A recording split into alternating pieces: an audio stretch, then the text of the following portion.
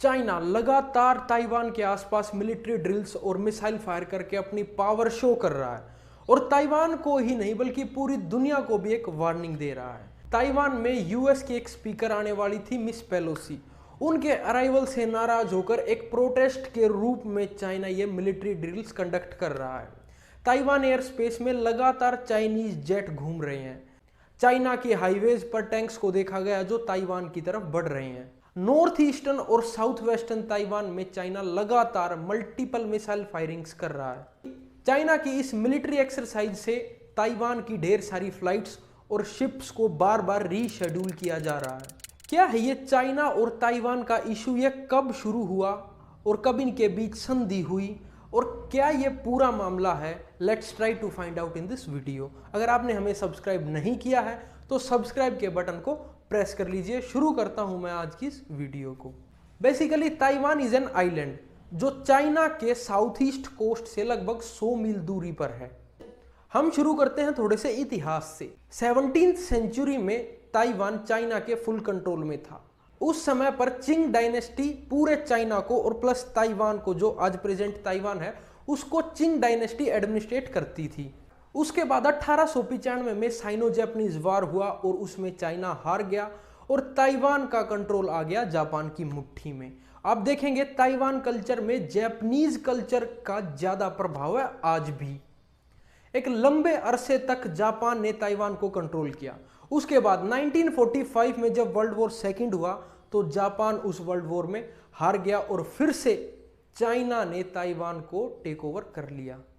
उसके बाद mainland China में एक सिविल वॉर छिड़ गया। सिविल वॉर हुआ दो विचारधाराओं के बीच, शांघाई शेक की नेशनल पार्टी और माओ की कम्युनिस्ट पार्टी के बीच।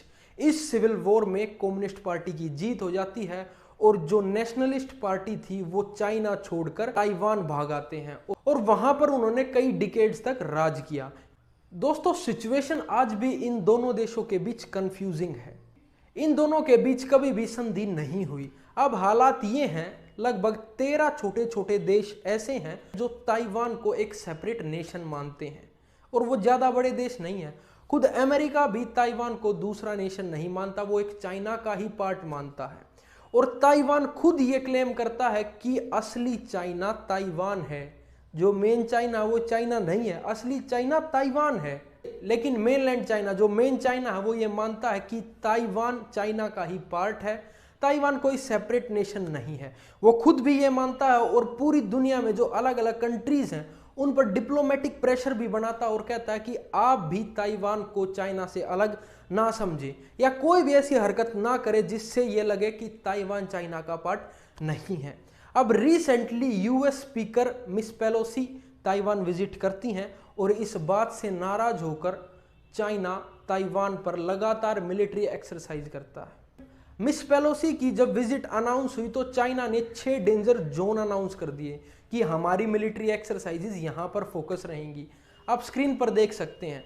इनमें से 2-3 जोन तो ऐसे हैं जो ताइवान की वाटर टेरिटरी के अंदर हैं, यानी आप कह सकते हैं कि चाइना जानबूझकर ताइवान पर यह मिलिट्री एक्सरसाइजेज कर रहा है। ताइवान की सरकार ने अपने एडमिनिस्ट्रेशन, जो भी उनके ऑफिस हैं, उनको एक अलर्ट जारी कर दिया कि आने वाले दिनों में हमें बहुत सीवियर साइबर अटैक्स देखने को मिल सकते हैं, तो आप उनके लिए तैयार हो जाएं। दोस्तों, ताइवान में अनस्टेबिलिटी दुनिया के लिए क्या मतलब रखती है? पूरी दुनिया में जितने phone, laptops, watch, gaming consoles हैं वो ताइवान ही बनाता है और ग्लोबल लेवल पर कंप्यूटर चिप प्रोडक्शन में ताइवान एक छत्तर राज करता है, यानी बहुत डोमिनेट करता है। 65% मार्केट ताइवान ने ही कैप्चर कर रखी है। उसके बाद सैमसंग और छोटे मोटे ब्रांड्स। दोस्तों, बात करी जाए पावर्स की, अगर चाइना ताइवान पर अटैक करता है तो दोस्तों ताइवान चाइना के सामने नहीं टिक पाएगा। मैंने दोनों देश की आर्मी कंपेयर करके अपने इंस्टाग्राम पर एक पोस्ट कर दी है, आप उस पोस्ट को जाकर देख लीजिएगा। आर्म्ड फोर्सेस कितनी है, टैंक्स कितने हैं, मिसाइल आर्टिलरीज कितनी है दोनों देश के पास, वहां पर जाकर फॉलो कर लीजिएगा मुझे। आज के लिए सिर्फ इतना ही। अगर आपको इस वीडियो से कुछ इन्फॉर्मेशन मिली है तो इस चैनल को सब्सक्राइब करके बेल आइकन भी प्रेस कर लीजिए। जल्दी मिलूंगा अगली किसी वीडियो के साथ। बाय बाय, टेक केयर, जय हिंद।